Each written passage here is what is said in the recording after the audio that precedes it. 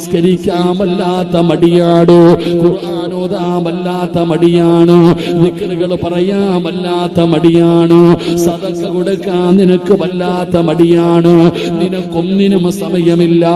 എന്ത് ചോദിച്ചാലും തിരക്കാണ്, എന്ത് കാര്യം പറഞ്ഞാലും തിരക്കാണ്.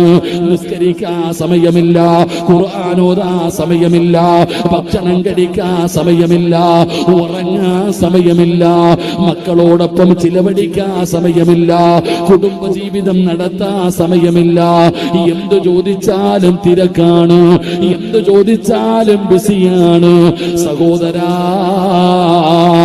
അത് അല്ലാഹു നിനക്ക് തന്നിരിക്കുന്ന ശിക്ഷയാണെന്ന് ആദരവായ പ്രവാചകൻ നബി മുഹമ്മദ് മുസ്തഫ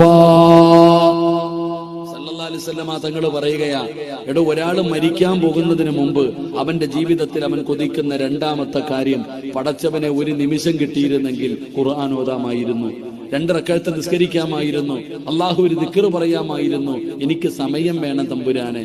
എടോ, പള്ളിപ്പറമ്പിൽ കിടക്കുന്ന കബറാളിക്ക് ഒറ്റ ആഗ്രഹമേ ഉള്ളൂ, എനിക്കൊരു ചാൻസ് കിട്ടിയിരുന്നെങ്കിൽ ഞാൻ പോയി നിസ്കരിക്കാൻ പടച്ചവനെ, ഒരു ചാൻസ് കിട്ടിയിരുന്നെങ്കിൽ ഞാൻ പോയി ഖുർആൻ ഓതാൻ പടച്ചവനെ, ഒരു ചാൻസ് കിട്ടിയിരുന്നെങ്കിൽ ഞാൻ ദിക്റുകൾ പറയാം, നന്മകൾ ചെയ്യാം, എനിക്കൊരവസരം താ അല്ലാഹ്. എടോ, അല്ലാഹു ആർക്കും അവസരം കൊടുക്കൂല.